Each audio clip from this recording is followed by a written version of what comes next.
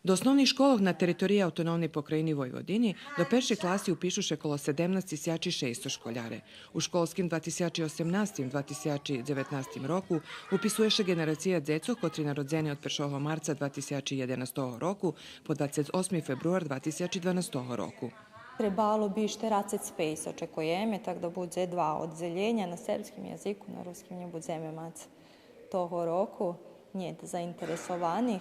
Do першої класи, до нашої школи, ще маю уписати 21 школяр. Телjo mame dzecoh u predškolskej ustanovi našej Bambi. Upis ще окончує od 1. aprila po 31. maj čeču цього року за наступаючий školski rok. U našoj školi upis ще окончи posle Kirbaja, to 2 dni, 10. i 11. maj. Oko cure першокласников буде мати 44, a do ruskого odzeljenja bude 6.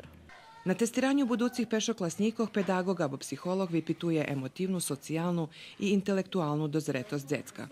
Uglavnom uhasnuje metod test so preporučilo Ministarstvo prosviti, znači tip 1, u ktorých je da skeľo zadatky, znači so vjazani za znanje, logiku, verbalne sposobnosti, zaključovanje.